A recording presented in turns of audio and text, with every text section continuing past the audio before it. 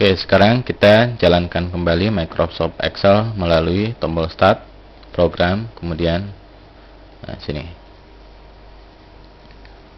Oke, kita tutup dulu touchpad-nya. Nah, lembar kerja Microsoft Excel berbeda dengan lembar kerja Microsoft Word. Pada Excel terdiri dari kolom-kolom dan baris. Oke, ini adalah kolom, ya, ditandai dengan huruf A, B, C, D, dan seterusnya. Juga baris, ya, ditandai dengan 1, 2, 3, 4, 5, dan seterusnya. Pertemuan antara kolom dan baris dikenal dengan istilah sel. Alamat sebuah sel terdiri atas nama kolom dan nomor baris. Contohnya, di sini saya klik, oke. Di sini terpilih di name box-nya B2, yaitu pertemuan antara kolom B dan baris kedua.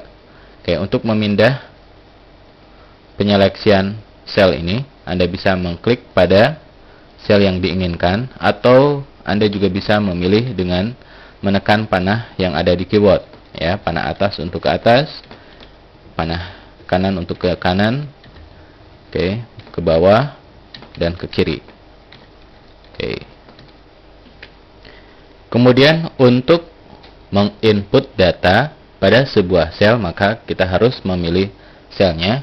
Misalkan saya ingin menginput data pada sel A2, maka saya klik dulu sel A2-nya, kemudian Anda input datanya dari keyboard, ya, dengan menekan keyboard. Misalkan saya tulis karakter sembarang seperti ini.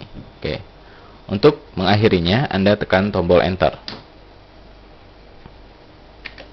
Oke, kemudian misalkan saya ingin menginput data lagi di sel B2, maka saya klik B2, oke, seperti yang terlihat di name box seperti ini. Kemudian saya tulis karakter sembarang. Oke, akhiri tombol enter. Nah, di sini, oke, data yang ada di B2 menimpa sebagian data yang ada di A2.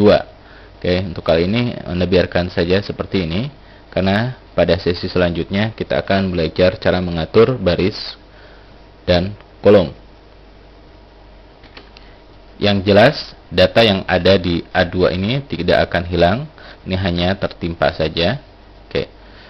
Apabila kita ingin melakukan pengeditan data yang sudah kita input pada sebuah sel, maka Anda jangan langsung mengklik selnya kemudian melakukan pengedit. Jika hal ini dilakukan, itu sama dengan menimpanya. Oke, seperti yang saya lakukan.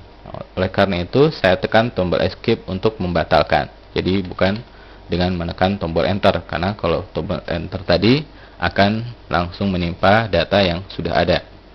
Nah, untuk melakukan pengeditan, Anda tentu mengklik dulu pada selnya. Setelah itu, Anda klik di bagian formula bar. Nah, dengan hal ini, kita bisa mengurangi atau menambahi data yang ada. Oke, jadi lakukan modifikasi. Setelah selesai, Anda tekan tombol enter.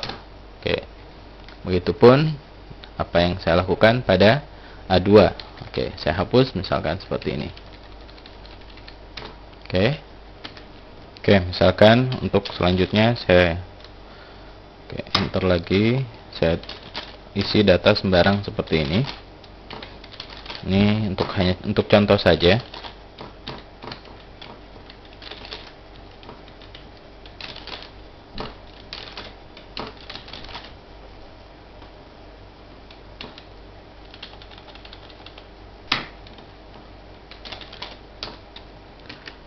Nah, di sini terdapat beberapa sel yang telah di-input data.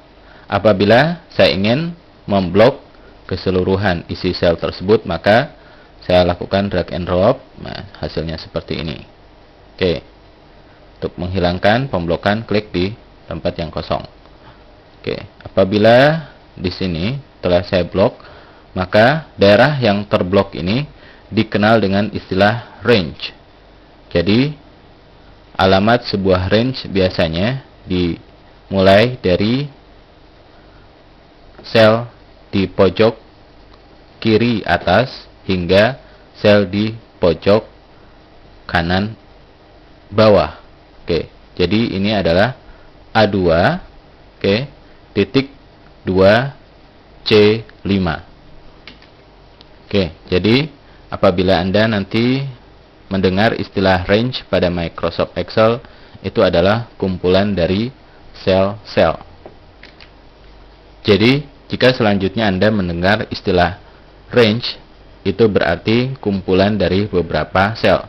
Sebenarnya, sebuah range ini tidak hanya seperti yang terblok ini. Apabila saya memblok seperti ini juga satu range, yaitu dari sini D2 hingga D11. Ini juga satu range. E3 hingga G3. Oke. Nah, apabila setelah melakukan penyalinan muncul touchpad clipboard seperti ini, maka Anda bisa menggunakannya, atau biasanya saya tidak perlu menggunakannya sehingga saya klik tombol close. Oke. Ya, misalkan saya lakukan pemblokan, copy. Nah, di sini. Oke. Jika hanya ingin disalin sekali saja, maka cukup dengan menekan tombol enter. Oke. Bisa juga kita melakukan pemindahan. Oke. Sini copy. Nah. Oke. Selain dengan perintah cut, kita juga bisa memindah isi data satu atau beberapa sel dengan membloknya dulu seperti ini.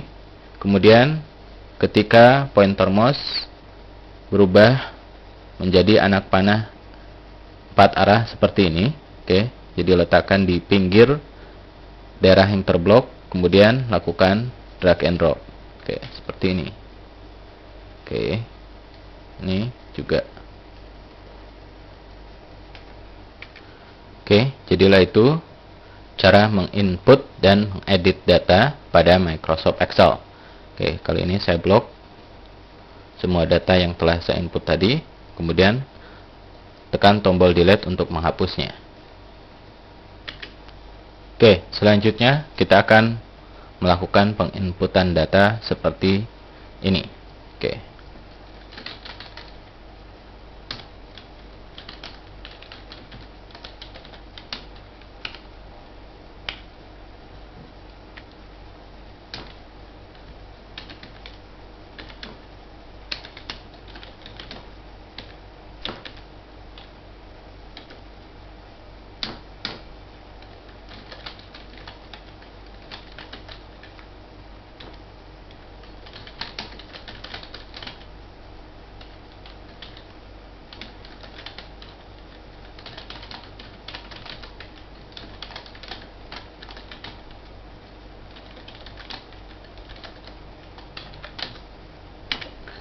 Oke.